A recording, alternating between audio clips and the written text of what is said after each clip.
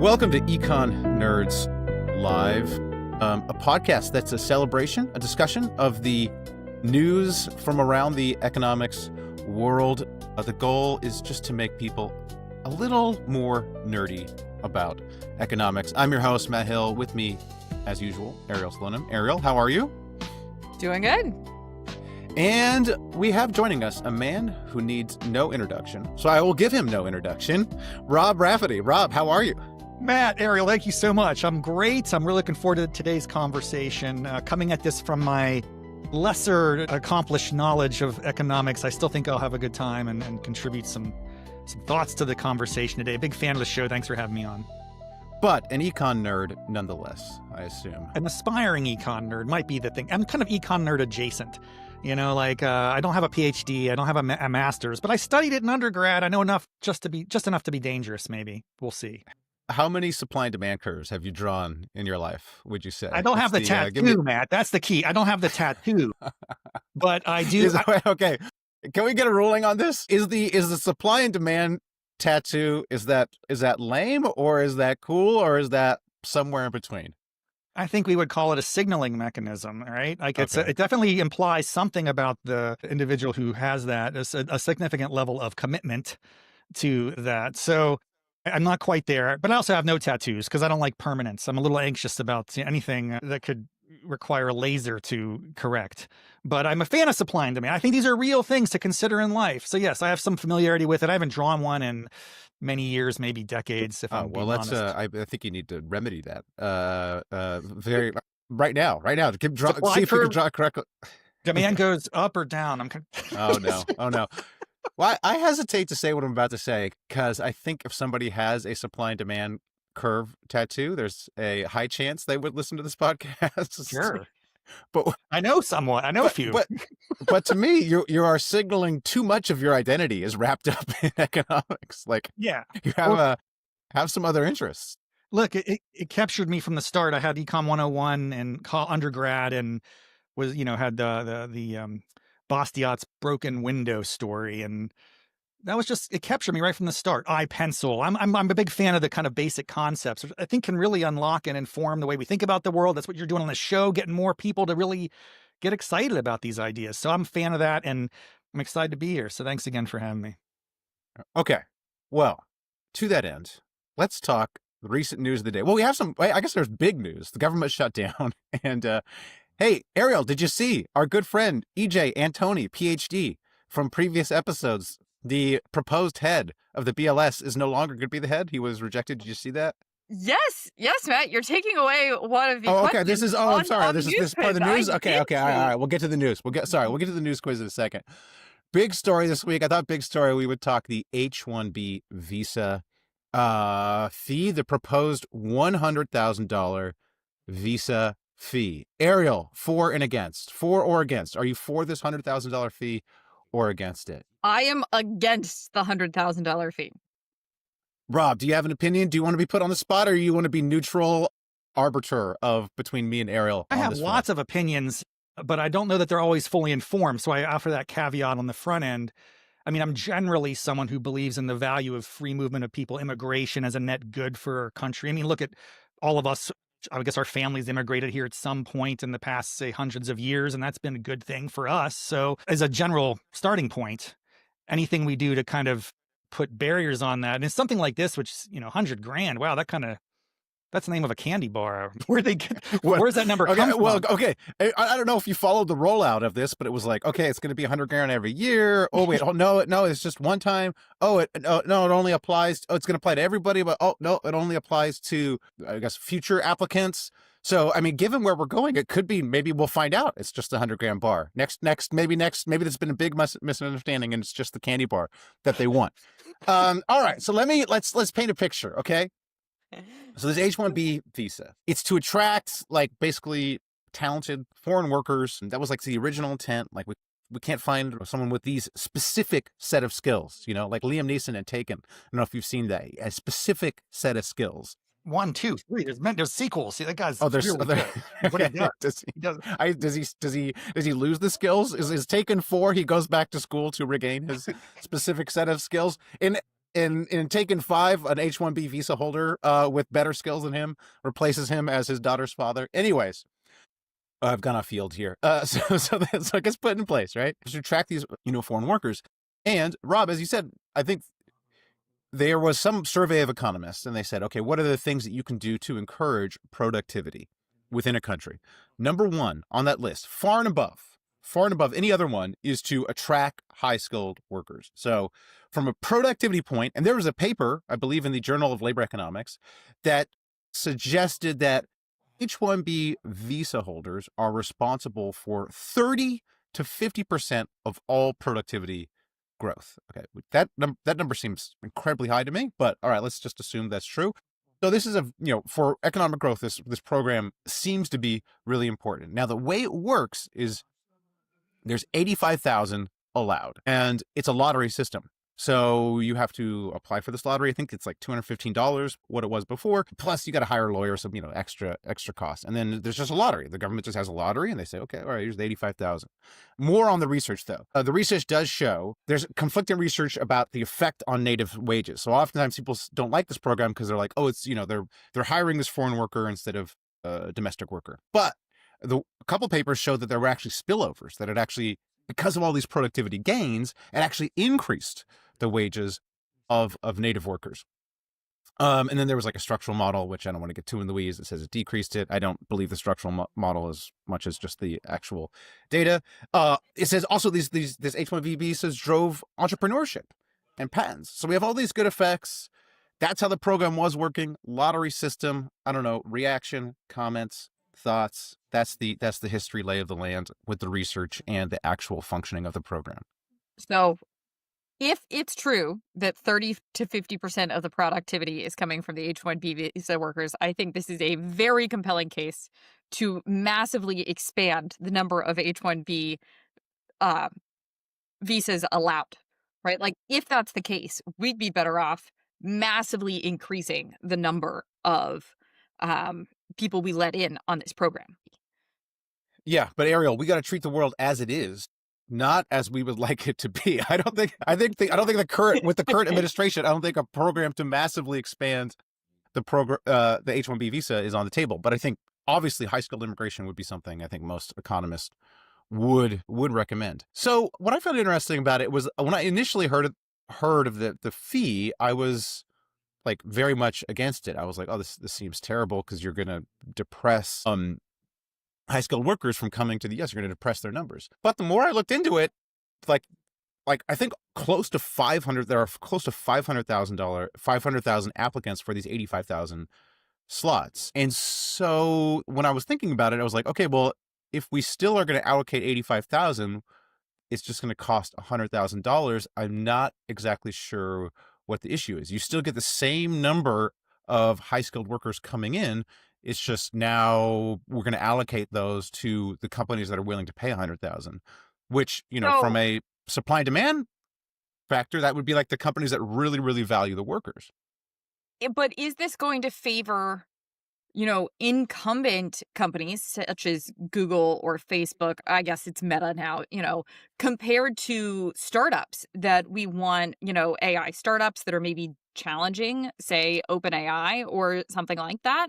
So we're only going to, with the $100,000 cost, my guess is that would go to companies that are more easily have that capital available. I think you're right, Ariel. Like, this is going to be a fee that certain companies can absorb more than others. So that's a consideration. There's a kind of unfairness to it. But I think there's also another provision that really maybe even more upsetting. I don't know if it's possible, but it is upsetting.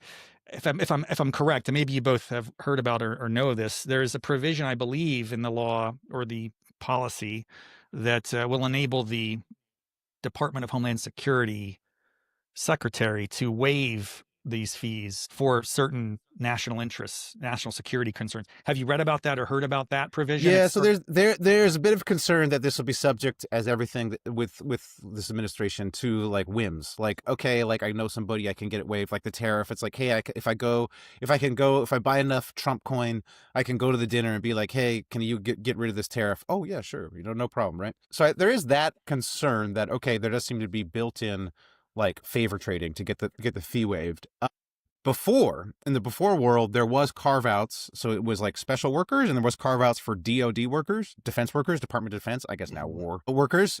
And there was another category that was also carved out.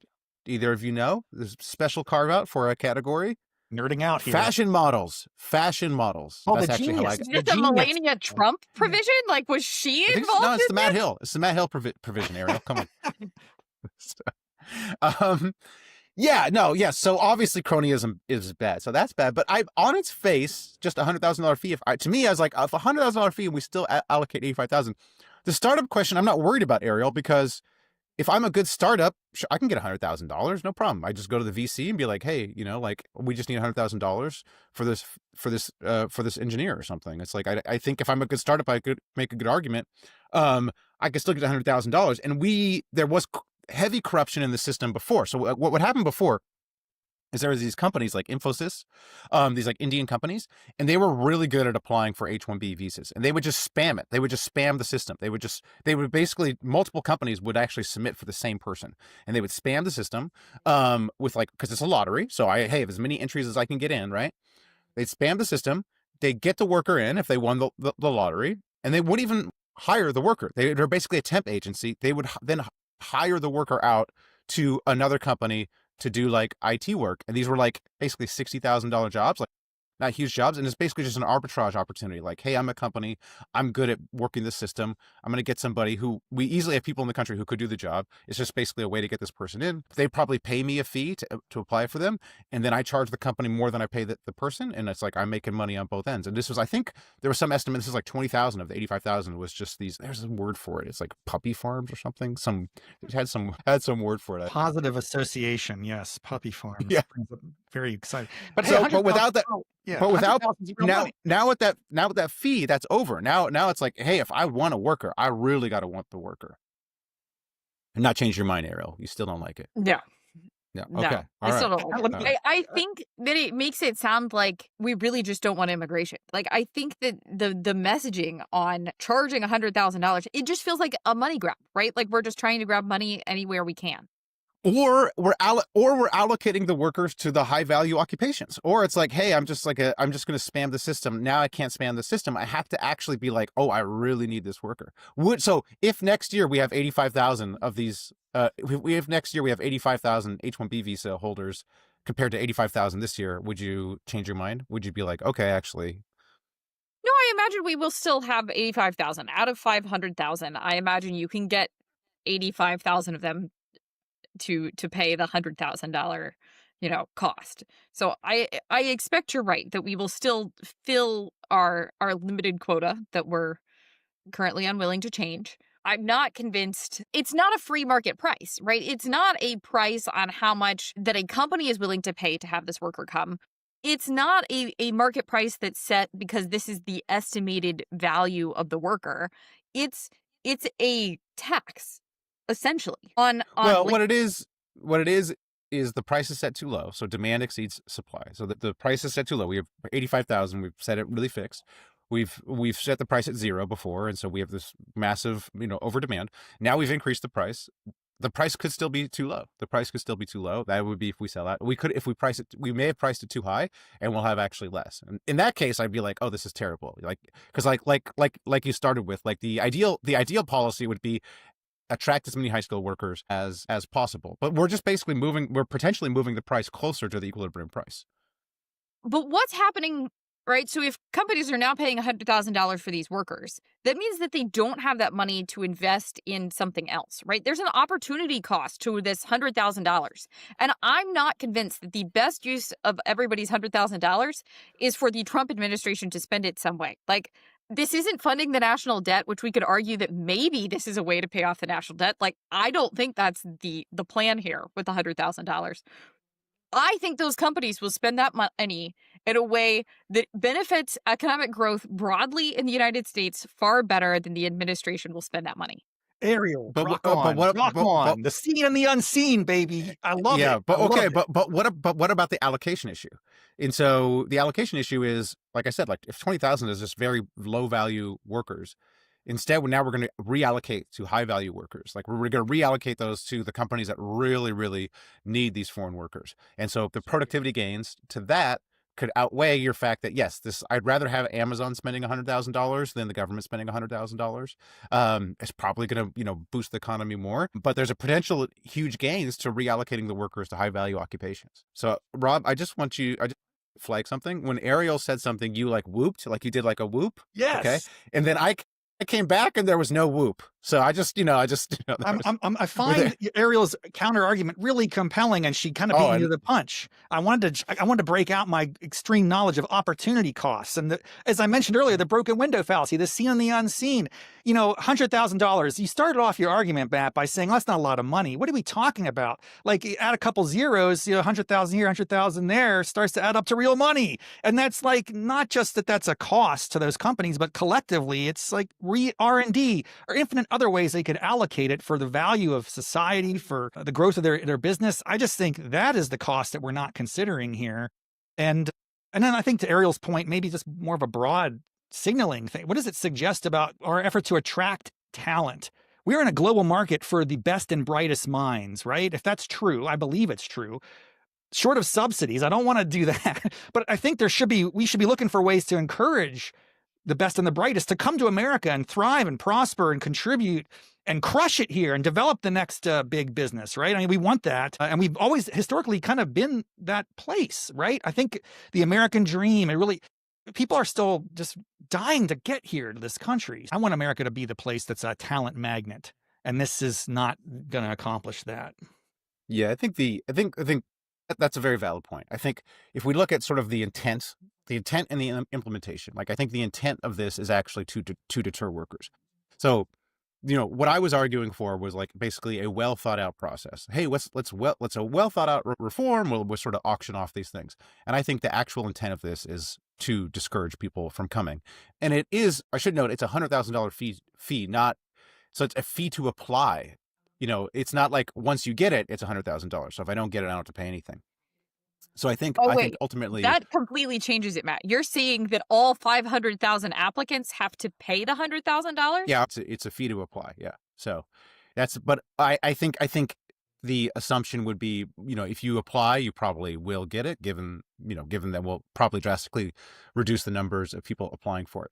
So the way the policy was rolled out, and this has sort of been, hallmark of the administration, is like haphazardly and chaos, and ultimately creates uncertainty.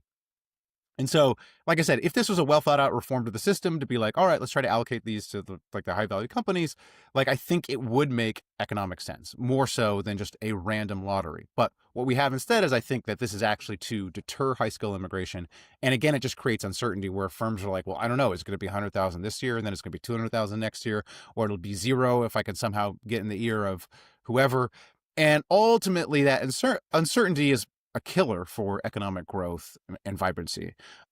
And so I think you sort of have to look at the track record and sort of the intent and say, no, this is not an economically well thought out policy, even though there is potentially one where you raise the price or you do some sort of lottery, like you could just auction, the 85,000 off, which would probably be slightly better.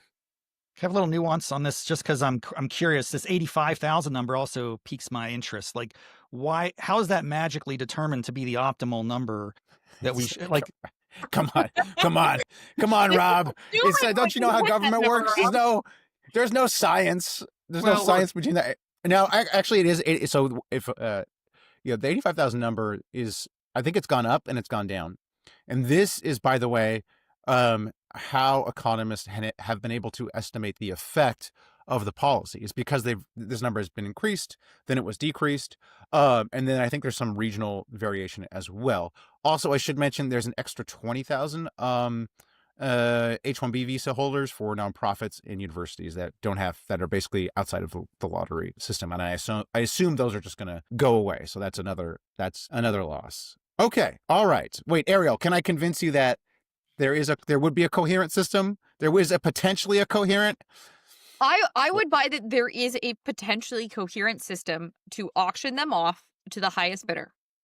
Okay. I am very highly skeptical that any such system would ever be implemented by the administration in a way that would improve efficiency over a lottery. Okay, perfect. I think we've reached a quorum, and we can move on to the news quiz. Rob, any final words on H1B visas? I have nothing to offer beyond what Ariel articulated. And Matt, I don't know, man. I'm skeptical of the upside to this. What if I told you if I want to ask ChatGPT what Noah Smith and Tyler Cowen would think of $100,000 fee? ChatGPT said they'd both be in favor of it. So what if I told you that? That's compelling. I mean, it's definitely another data point to pull in because I do have affinity and respect for those guys. Well, then it asked me, hey, would you like me to tell you what Paul Krugman would think? And I said, please do. And then it said he would also be in favor. And I said, there's no effing way in the world Paul Krugman is in favor of this, ChatGPT. This is a Trump proposal. There's no way. Don't you know about negative polarization? I shook the robot. I said, this is negative. There's no way Paul Krugman would ever be for anything Trump proposes. And then it shut down. Then it said, sorry, I can't speak about partisan stuff. So then I asked Grok, and Grok said, no. In fact, here's a Paul Krugman article he wrote saying what a disaster these visas are. And I do think the disaster coming from Michael Clemens and Paul Krugman, these are people who've argued against it, is just the uncertainty it creates. That ultimately, like, this is not a coherent policy. This is not a good faith policy. This is a policy meant to deter. Sorry, I think. Oh, I wanted to get a ruling on this. Another ruling. Rob, you could be the arbiter again. Okay, you know when people tell you about their dreams, it's like super boring. It's like the most boring thing ever, right? I mean, it depends on who's communicating that story. Okay. All right. Well, okay. I thought we could all agree when people tell you about their dreams, it's boring. Oh, when you mean people like dreams, like hopes and dreams, not like their No. Like, hey, I had a dream that I was like in a mansion last night. Okay. With the ghost of Abraham Lincoln, like that. Like that's boring. People talking about their fantasy team, boring. Here's what I'm wondering: is people telling you about their conversation with ChatGPT boring? Or is it interesting? I feel like it might be boring. I feel like this might be like the new telling people about your dream. Oh, I had this conversation with ChatGPT. I chat with ChatGPT. I actually embrace that moniker, chat. I have verbal conversations with my AI pal, and we walk around the neighborhood, and it's sort of stream of consciousness. And then I'm able to get this transcript and distill all sorts of information about myself and these zany ideas that I have. But here's the funny thing: I haven't yet to really share that with others. So I'll confess, I have not like just gone up to a stranger or a friend or a colleague and said, hey man, you can't believe this conversation I had with ChatGPT. So I don't have any immediate data for feedback, nor has anyone ever come to me until right about now. I just told you a story about Paul Krugman. It was an extra data point. It was interesting. I didn't even think about what Tyler Cowen and others might have about this. So I didn't find it problematic or off-putting or boring. I don't think it's. I think it's interesting. Anyone that wants to talk ChatGPT, I'm game. I'm a fan. Well, I'm leaning towards boring because whenever Tyler Cowen on Marginal Revolution posts a ChatGPT transcript, I never read that post. I'm like, I don't really care, Tyler. Sorry. Also, my son was telling me a story about how he got in a fight with ChatGPT about what 51 plus 52 was. And I was interested because he's my son, but I noticed everybody else immediately everyone else that was at that table immediately pulled out their phone and was like, this is a boring conversation. So it's something I'm flagging, Ariel. I don't know if you have thoughts about whether ChatGPT conversations are interesting or boring to share. If you have some sort of like interesting connection, or you've revealed some way in which, ChatGPT fails or can make some sort of really interesting like observation, it's useful. If it's just one of those boring, I'm telling you something that has no bearing on your life stories, then it's boring. But it's boring for the same reason that all of those other things you think are boring, is because it has no bearing on your life and no interesting or relevant information to you. Okay. All right. Okay. So it has to be. All right. Okay. I think that's probably right. So if I told you that Grok rated me a 6.5 out of 10 on attractiveness, is this interesting? Is this new information? Or is this... Rob, you ever done it? Only Grok will rate how attractive you are. You could put a picture into Grok and ask on a scale of 1 to 10 how attractive I am, and Grok will tell you. I will check that out. I remember the days of Hot or Not, right? The precursor to Facebook, where you could just go on there and it's kind of like the earlier swipe right, swipe left. You would just kind of rate people. And that was bizarre to me. Even now, it sounds bizarre recounting it. But no, man, I don't go to these platforms for narcissistic validation. Well, mine. Look, to defend myself, mine was for a video, so was that's why I did it. But also, aren't you curious? I'm gonna ask Grok right now. I just took a screenshot of you, Rob. So we're gonna find out. We're gonna find out live. I on have the a pod in a crooked second. smile. I don't meet the symmetrical standards. I'm poorly shaven today. I think it's not going to come back well. My teeth are a little crooked. I had braces as a kid, but they've kind of decided to go rogue. I don't know what's going to say. I'm really curious, frankly. I think my eyes might not even be equidistant. Well, I'll ask him. Let's finally move on to the news quiz, our weekly news quiz.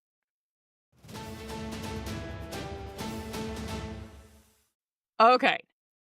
Yeah. So Go we'll ahead, start with the Ariel. question, Matt, as you pointed, EJ Antoni has been withdrawn on his nomination. Which agency was he slated to head? Okay, so do you want your options, Matt? Or do you No, want it's Bureau of Labor Statistics. BLS, man. Bureau of Labor BLS. Statistics. Question number 2. As of 12:01 this morning, October 1st, so for listeners, depending on when you're listening, we'll see when the government reopens. The government is currently shut down. So the longest U.S. government shutdown began in 2018 during Trump's first presidency. How long was it? So, Rob, we're going to do this as a Price is Right. Closest without going over wins. Oh, that's dangerous. That's a harder way to frame it, man. Because I think I know. Do you want to just do closest? We can just do closest. Closest to the pin. Closest to the pin. Closest Either to the way. pin. Either way. Let's do close. Yeah, let's do. I have no idea. I have no idea. I'm going to guess 28 days. Okay, I'm going to guarantee. That's dangerous, man. I'm always very, very, very hesitant. I'm not usually confident in this type of thing, but it is greater than 28, and I believe it's greater than 30. I want to say like 36. That could be the actual on the nose if I remember, but I could be wrong. Could be Is way that wrong. your final answer? I'm going to say 36, closest to the pin. Okay, Rob, you win, and because we've changed the rules, you win. The official count was 35 days. So, while you were very close, you did win. God, let's go back and unchange the rules. Come on. I have an unfair advantage. I live in the district or outside the district. I don't live in D.C., but I live in the Beltway, so this is always like top of mind. You live in the swamp. I'm in the swamp. I'm a swamp creature, yes, and so it's always getting a lot of coverage here and attention. And the last one was definitely a record setter, so that kind of stuck out. Okay, moving on to Trump tariffs of the week, which seems to be a weekly question these days. I'm going to give you a list of goods that he announced or threatened to impose tariffs on this week. And your job is to order them from least to greatest in terms of their tariff rate. Okay, so this is an experiment. You're going to order them from least to greatest. Okay, all of these he's talked about within the last week.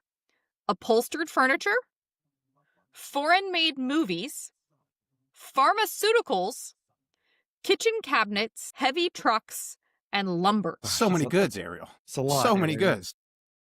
We're going crazy on the tariff. So instead of having multiple tariff questions, I'm just combining it all to one.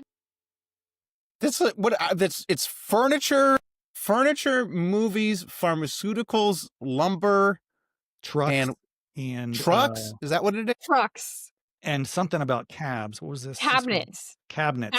There's cabinets. So you have 6 goods for us? Yes. 6 goods. Can we just do highest and lowest, maybe? Can I just pick the highest and the lowest? I don't know. I mean, you could, if you want to do it that way, you can, but I have 6 goods I got to order. Well, how are you going to grade this, though? How are we going to decide who's the... Whoever has more of them correct wins. So I'm just doing it on whoever gets it more accurate is going to get the point. Unless you tie. Like if you both get 3. Let's just start up with, I think I know one. I think I might know one, or at least I feel like I saw a percentage associated with one of these that seems really high. So I might have confidence in that. I think the movies is 100%. So right. the movies is 100%. So I don't think anything's higher than 100%. So we got movies highest. So the other ones I have no idea. So the other ones I'd say trucks is probably next because Yeah. we want to protect our trucks. After that, I'm going to go pharmaceuticals since there's some other headline I saw about Trump starting a pharmaceutical business, Trump RX or something. Yes, he is. We're gonna get to that on the next on the. So I'm going to go movies, trucks. Was it the one I just said? Pharmaceuticals. Then I'll go furniture, cabinets, wood. Okay, you correctly got the top and the bottom. So it's correct that movies is the highest and lumber is the bottom. So Well, all Rob Raffety didn't even go though. But Rob didn't even go. Rob just somehow flew under the radar. Middle. See if you can get the middle. movies. I'm going to go. Obviously, movies we agreed on number 1, and clearly wood and lumber is number 6. That was obvious. Let's say I think weirdly, pharma might be number 2, trucks number 3, furniture number 4, cabinets number 5, lumber number 6. Any luck? Did I Okay. get anything right in there? Anything at all? Come on, it has to. So you are correct about the pharmaceuticals. The pharmaceuticals are also at 100%. So Yikes. the threatened pharmaceutical rate is the same as the foreign-made movie rate of 100%. So you could have put either of those in the top. Okay. Both of you struggled with the middle order. So the middle order is after movies and pharmaceuticals, it is kitchen cabinets at 50%, upholstered furniture at 30%, heavy trucks at 25%, and then lumber in that bottom spot. What's really fascinating is the descriptions and definitions of these things, like a heavy truck versus a light truck, and all the games that manufacturers and importers and they're going to like gamify the heck out of this stuff. We all know that.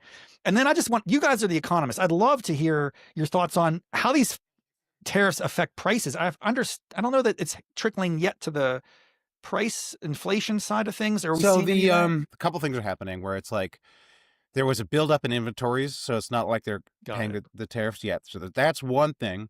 Okay. 2, businesses are sort of eating the cost for now to some extent, and eventually it'll hit prices. And then 3 would be if you are sort of a follower of Milton Friedman, you would actually think there would be limited effect of tariffs on inflation, because as prices rise on one goods, that'll cause demand for fall for other goods and prices would go down. So ultimately, it would cause basically a reallocation of what prices are high and what prices are low. So it's like if all of a sudden I have to spend a bunch of money extra on movies and pharmaceuticals, now the consumer has less money to spend on domestic products, and so prices should fall there. And so there's sort of be this balancing effect, So the idea is ultimately broad-based inflation only comes from money printing. And something like a tariff is a tax, and it just sort of reallocates the prices. I mean, in the short term, you would probably see, some inflation, but ultimately, I don't think inflation is actually the main concern. The main concern is just, again, efficiency, comparative advantage, specialization, and this is just tough right now. It's just tough on businesses because right now they're eating, like I said, they're eating a lot of these prices, but also the uncertainty. It's like, are these going to stay? Are they not going to stay? Where should I locate? Should I try to avoid it? Oh, all of a sudden there's a brand new tariff that I didn't know about. So right now, from what I've heard from people who, run businesses, is they're just nobody's spending. Like nobody's spending anything right now. And you see some of the hiring numbers as well. It's like they're not spending on new employees. And so even though we have pretty low unemployment, there's very little new jobs. Well, actually, we have no idea because the BLS is currently headless and not releasing data. But yeah, we currently seem to be. Okay. Oh, hold on. I guess the only person currently working at the BLS right now, as of the shutdown, is the deputy acting director. It is the only BLS employee allowed to be there right now during the shutdown. So it has the a only head. Essential employee. Oh, that has a head. Only essential employee at the BLS.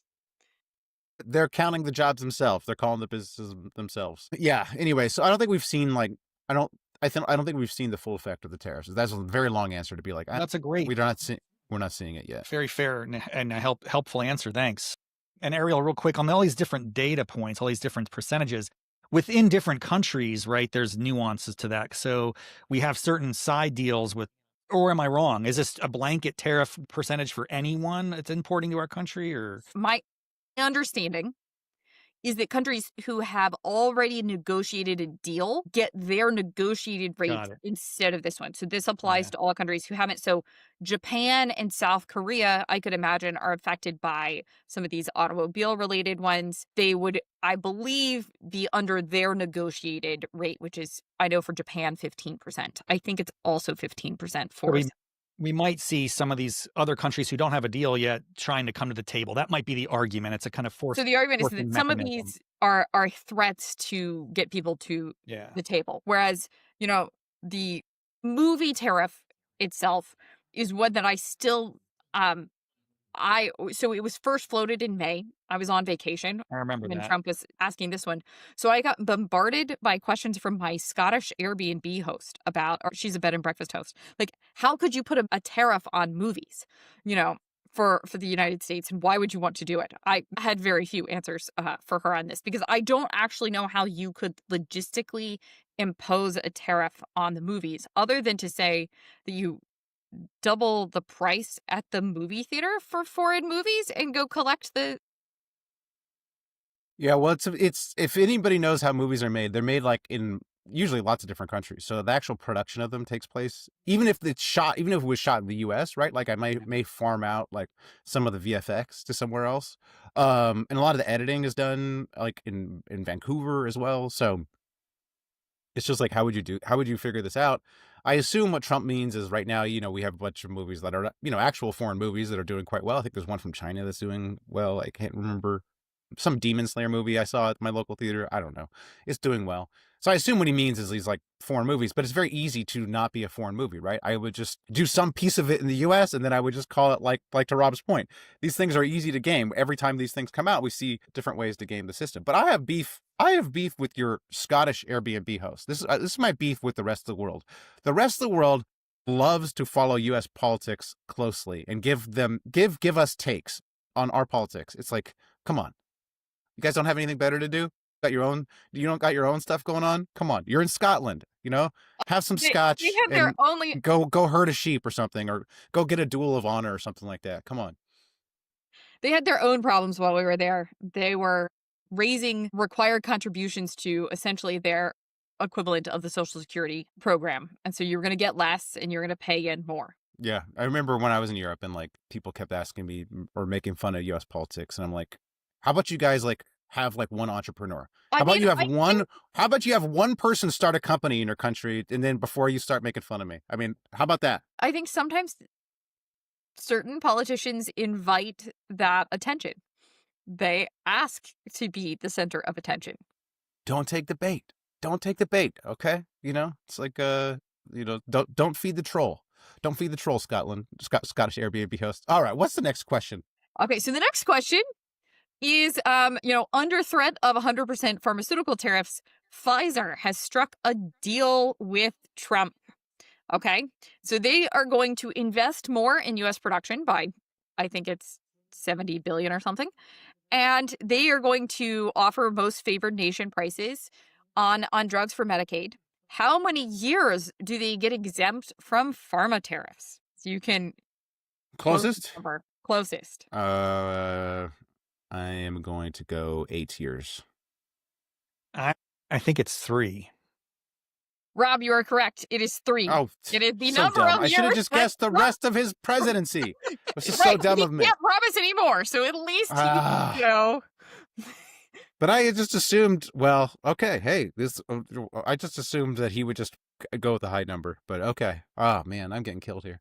All right, is there one more question Okay, so there's one more question. Okay, It's going to tease an article that's going to be in Econ News, but it is less political economic news, but more seasonal. What is the most popular apple variety in the United States? I can give you options, or you can just pick the variety. Wow, this is exciting. I was just out apple picking recently, but then I discovered all the trees are just, they got destroyed by the frost. And so there's nothing really around here. We went out looking for it and we couldn't find it. So I'm excited about that. I like apples. I'm a fan of this question. And it's going to be tough to distinguish my preferences from the masses because I don't think I'm going to share the answer to this. I think, can you give us the options, Ariel? I think I can give you the options. Okay, give me the options. Gala, Fuji, Red Delicious, Granny Smith, or Macintosh. I'm gonna go with a gala is my first instinct, but I think I may be doing my own preference. Rob? Yeah, you don't want to make that mistake. I think it's going to be, unfortunately, this is just painful, probably a Macintosh. Okay. I think. Wait, can I take my option? If I had to choose a second one, it'd be B. What was B? Fuji. I would go Gala then Fuji. Would be if I had to choose a second one. I know it's not Red Delicious, and I know it's not Granny Smith. It can't be those. Is Macintosh on there Ariel's with laughing. Isn't Red Delicious a Macintosh? Aren't they the same thing? Or am I That's what I crazy? thought. Aren't they the same thing? No. They are slightly different varieties. Oh my gosh, this really changes this changes the landscape of this question. I'm switching up to Granny Smith because I know those are pretty popular. Let's go Granny Smith.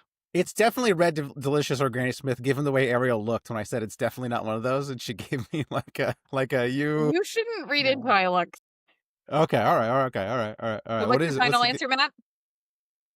The first one, Gala, I think, is my final answer. I'll Okay. go with Gala. Matt, you get a point. You won this one. It is correct. Gala is the biggest. Macintosh is significantly declining in popularity. I'm glad to hear that. I am happy to hear it. All right. I'm Great surprised. news. I'm surprised, but there's something about is it, are younger kids like just realizing that you don't need to take that red apple and with the worm in it and give it to your teacher anymore. You don't have to do. Yeah, I don't know where this is coming from, but I support this trend.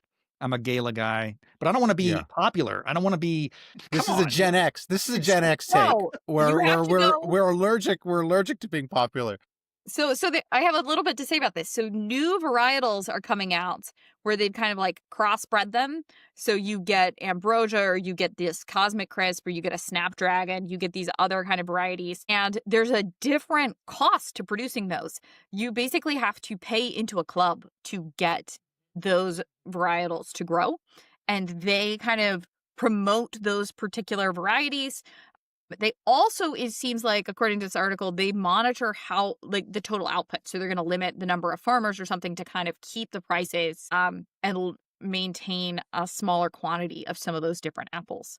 So it actually kind of goes into what's the cost of producing apples and how is it different for different apple varieties, which I had no idea but I went apple picking this weekend. And so we got some ambrosia apples that I'd never had before. They have like a honey taste to them. And so they're quite excellent. But apparently now they're available in stores, even though I have not seen them at the store. They're a new option. So that's my recommendation for listeners is go look for an ambrosia apple if you like, honey notes in your apples. Well, you give a tip to listeners. Let me give a tip to apple producers. Okay. If we've learned anything over the course of this podcast, name your new apple variety Trump. Name it Trump. You'll be exempt from tariffs. You'll get special treatment, special favors. That's my tip. Strategic marketing. I like it. Quick plug. All right. For the Golden Delicious. Wait, who what? Official apple of West Virginia. The golden. Official apple of West Virginia, man. You got to get the Golden Delicious. It's a beautiful thing. Thank you. Who won this quiz, Ariel? So Rob won this quiz because you both knew the BLS. He got the date right he was closer on the days of the shutdown. Okay. All right. He did know that pharmaceutical tariffs were higher than some of the other ones, and that he got the Pfizer deal. He knew the years on the. Oh, that's true. Tariff That's true. exemption. He got me there. So, He got me there. Speaking of threes, Grok has come back with your rating, Rob. No. Is that a 4? Grok.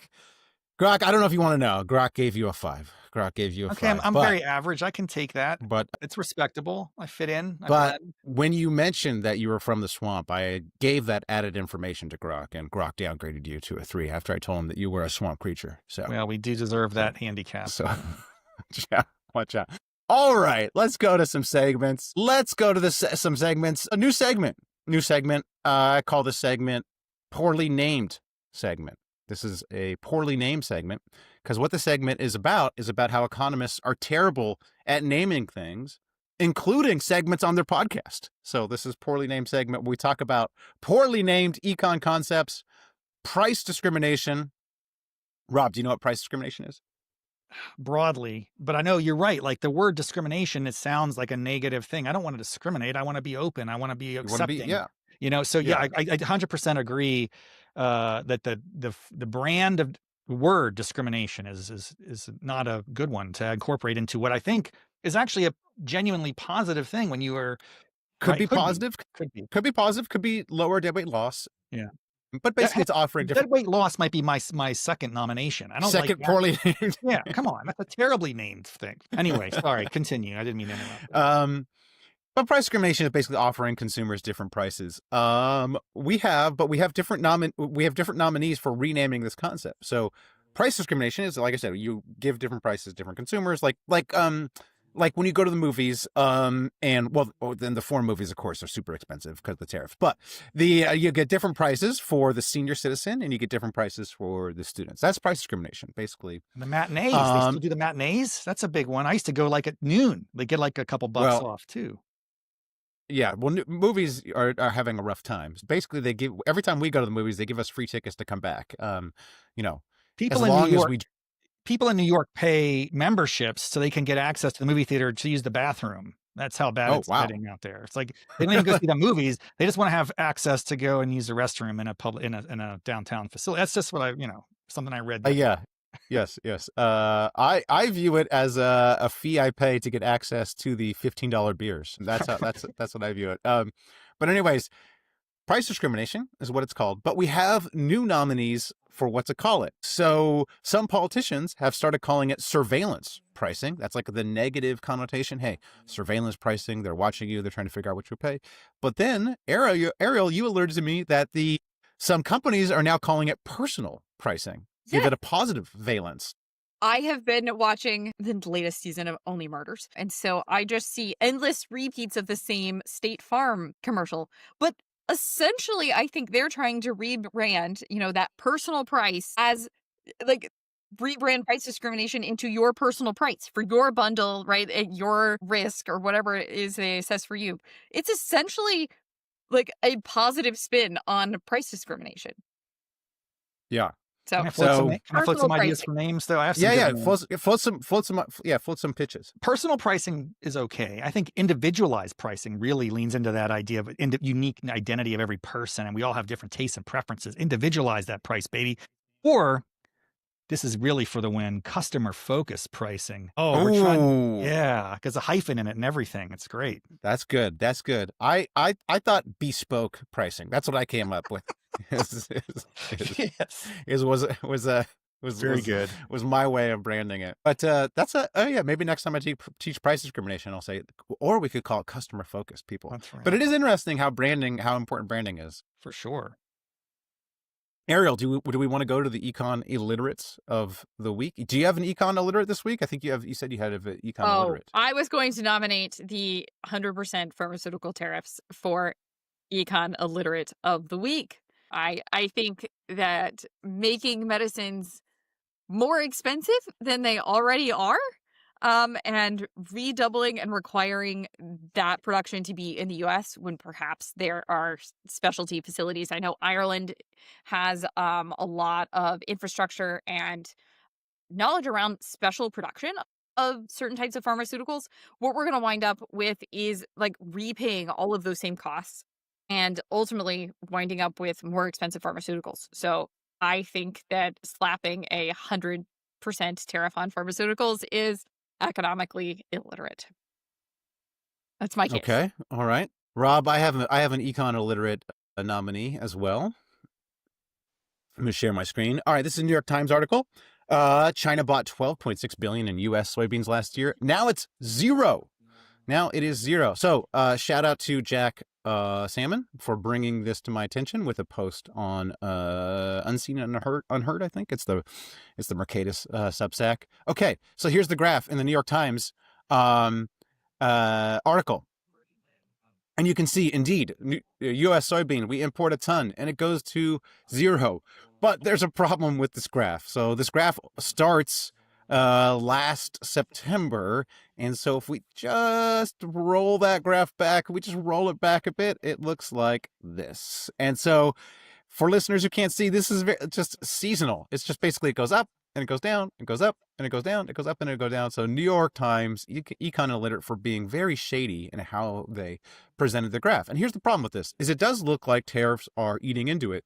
So if you look at like the overall trough and overall also the high, it does look like it has come down since the tariffs have been implemented. But by being very misleading in how they present the data, they basically light their credibility on fire. Where if I'm a proponent of tariffs, I can just be like, oh, well, you didn't show us the whole picture. And so now I can write off everything that you say.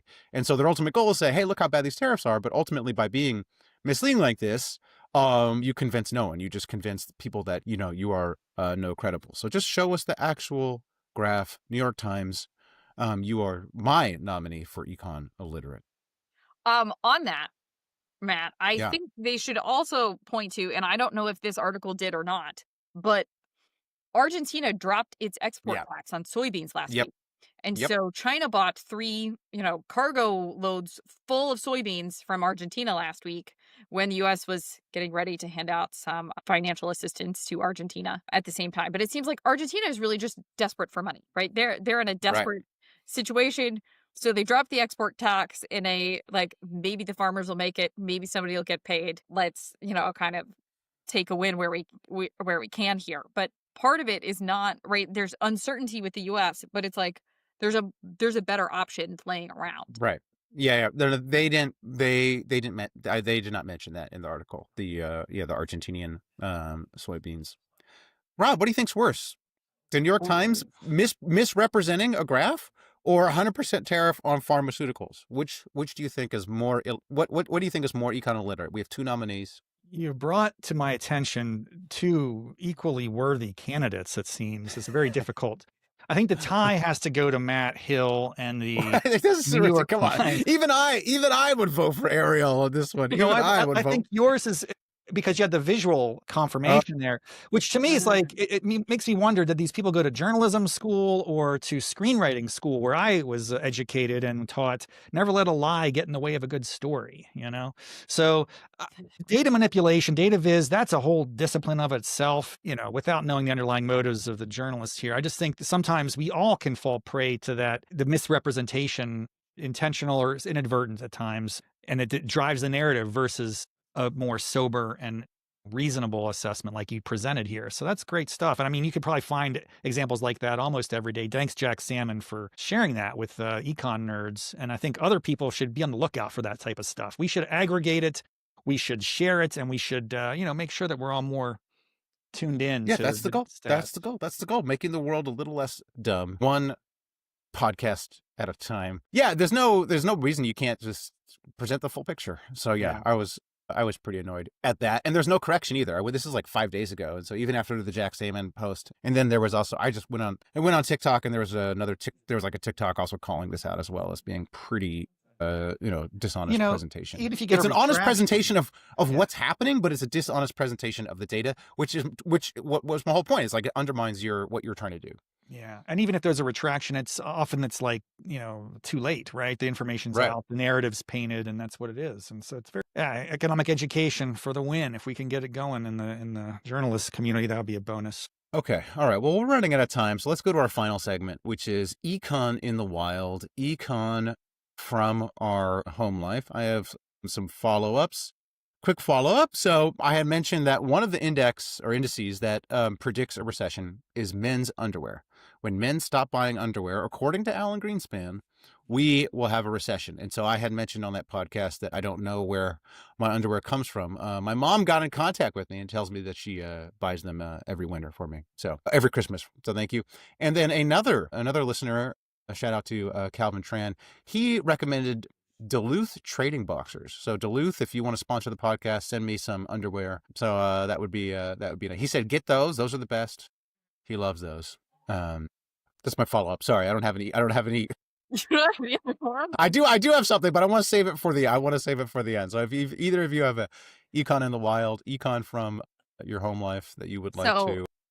So I had an unexpected economic win eavesdropping at the playground on Sunday when I had my kids at the playground.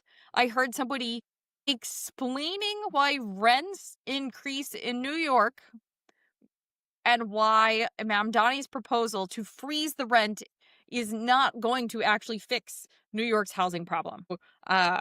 Win to this dad who's explaining how, landlords pay more in tax, they're charging more to tenants. there's a shortage of housing relative to the number of people who want to come in to the city and have apartments. And so it was based in, this shortage of housing and a reality of, what landlords are kind of facing as their alternatives. So that was an econ win for the week. Yeah, and so on that, going back to Argentina, Javier Milei, he got rid of rent control in Buenos Aires, and there was just a massive expansion in supply. And I saw this big debate on Twitter, like what where this massive, how could you have that huge of expansion of supply in such a short period? What it was is people who had basically been holding units off the market, like, oh, I have a unit, but the price is so low, it's not worth it to me to rent it out. Maybe I'll just use it for storage, or I have a family member there, or maybe I got an extra room but I don't want to deal with the hassle. And so it was basically just by removing those rent controls, massive increase in supply of these, new units. And actually, surprisingly, there was not much impact on prices. Ariel, also another follow up, a YouTube commenter on on 2 podcasts ago. On Scaffolding? No, not on scaffolding. From this is on the podcast. Humongous or Humogus. I don't know if I'm pronouncing it right. Hugh.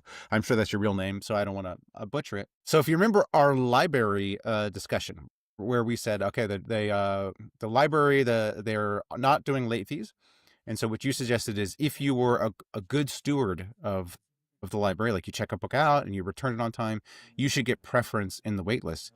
We, as good economists, we did not see the unintended consequences here. We did not see the misaligned incentives here. And he suggested if you out and then return them? check all the books out, immediately return them to get your status better. So there was a potential unintended consequence. Rob, do you have any econ in the wild? Indeed, I do. Econ in the wild every day, all around us. It's a beautiful thing, right? We talked a little bit earlier about movies. I love movies. I like going to movies. And I want to just give a shout out to the innovation that it must have been a decade or more ago, but it seems like every movie theater now has seat reservation system. It's such a beautiful thing because it enables me to bypass the 30 minutes of absurd, previews, which I used to love to see in real time, but now I can watch at my fingertips at my convenience on YouTube. So I'm grateful for the pre-seat selection, the customer first pricing as well. It's very good stuff that movie theaters have adopted. But I wonder why this system, which seems very efficient, very valuable to the consumer, and I think really, I don't know the last time I've gone to a movie theater without a reserved seat. And it wasn't like that for most of my life. I think of my experience in hot yoga. Yes, I know, coming from a man who rates 5 on Grok's beauty analysis, you might not be able to see it clearly through this camera, the extraordinary physique that I have acquired over years of practice of the hot yoga. But you know what? I don't have a hot yoga studio that allows me to secure a spot in advance. So I have to invest a lot of time on the front end, making sure I'm the first person in the room to get the very specific spot that I want. And I wonder, and I ask to myself, I haven't raised it yet, but would I pay a premium for that? And I guess this is not econ in the wild. It's a longing for econ in the wild. I think my studio could adopt a strategy like this and extract greater money from me and create greater value for me, saving me from having to get there early, secure my favorite spot in the room. It would be so great. I think all the people would love it. And I don't know. What do you guys think about? Do you have any thoughts on that? Pre-select yoga mat locations for any studio. $100,000 fees instead of a lottery system. It sounds like what you're saying the hot yoga place should do. So Rob, you pay extra. You can pay extra for premium seating. I don't know anything about hot yoga, but they may, there's always this tension between like, okay, I'm going to, do the market price, but that may undermine my reputation. That may undermine like some sort of warm nickel glow. and dime. No one likes to nickel and diming people, Yeah. Well, and you don't want to have to police them, right? So like, are you going to kick somebody out of the wrong spot? I have done both. So my hot yoga studio that I adore, Fleetwood Mac Yoga this week with Liz was amazing.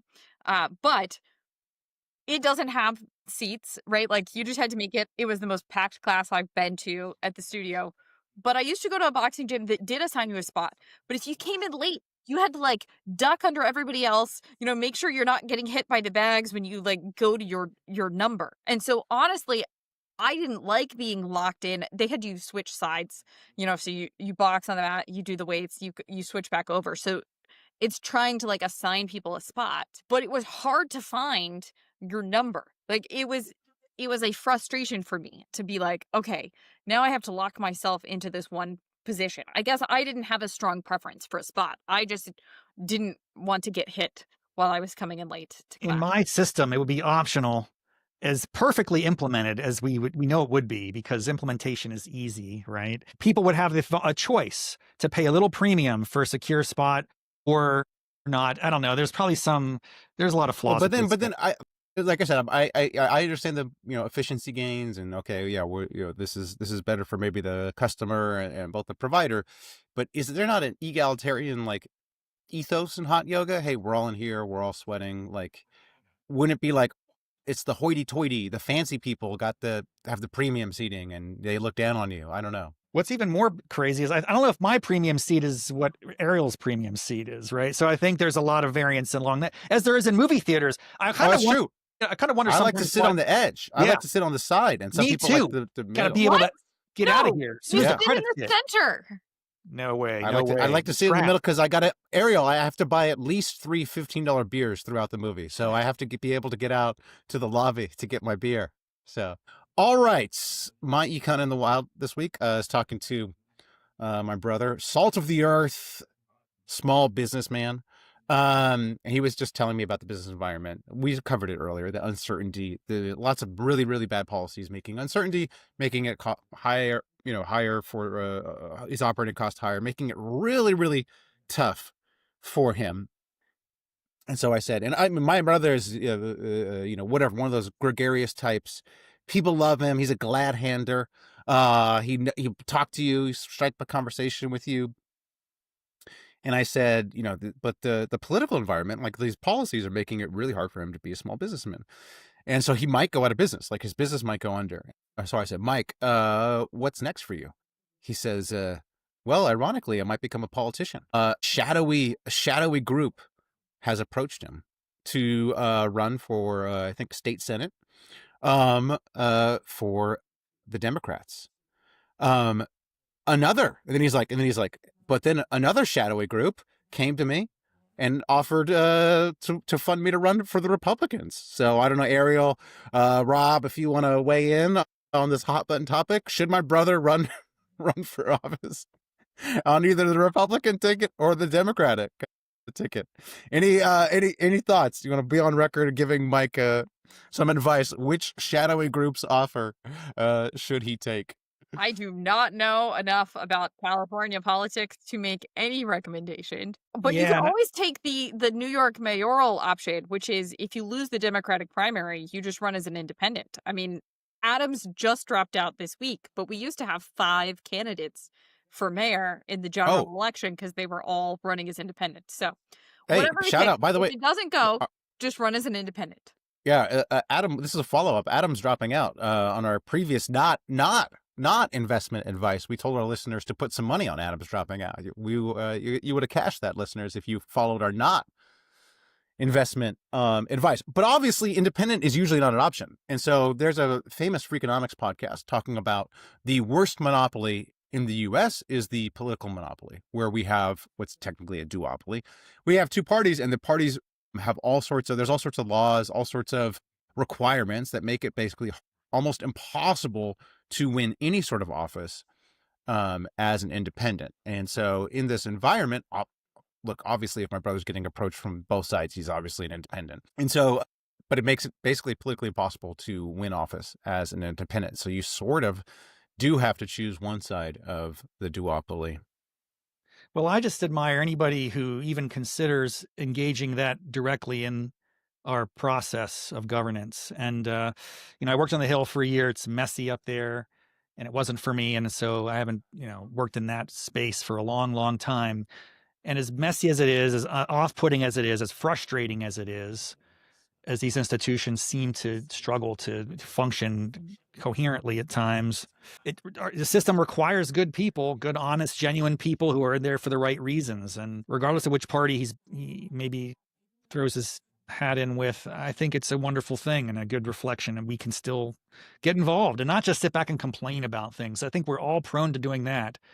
What are the different ways that you can contribute or actually, make a difference? Local government, politics, state government to a lesser extent. That's a place where, almost everybody can get involved and make a difference. Sorry, I'm trying to be optimistic, guys. I know we have all the economic data on the futility of a single voter and all that stuff, but I'm telling you, this is democracy is not a spectator sport. So good for him. Good luck to that decision. It's a tough one. Hope it won't define him for his career. But yeah. I assume he'll probably turn down both offers Okay. and continue to plug along if I had to guess, but maybe not. Maybe this conversation will be pulled later as what do they call that when they do the Oppo research where they try to find bad stuff about him? They'll pull it and they'd be like, this guy didn't even know what party he was in. Look at him. Right. Do you trust him? Is this somebody you would trust with California's governments? He ran a failed small business. All right. Well, Rob, it was a pleasure you coming on.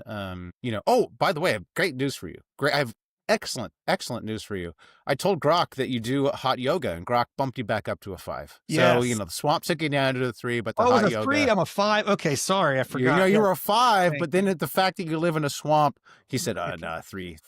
And I said, but he does hot yoga. I just told him that when he said hot yoga. But Grok said, okay, now he's back up.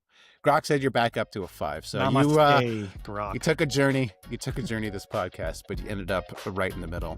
So thanks for coming on. Thanks for playing along with us. Until next week, I don't know. Be more nerdy. Nerd out. Draw a supply and demand. Listeners, draw a supply and demand curve. Send it to us. Get a tattoo. Get a tattoo of a supply and demand curve. Ask Grok what your rating is. Let us know in the comments, and we will see you next week.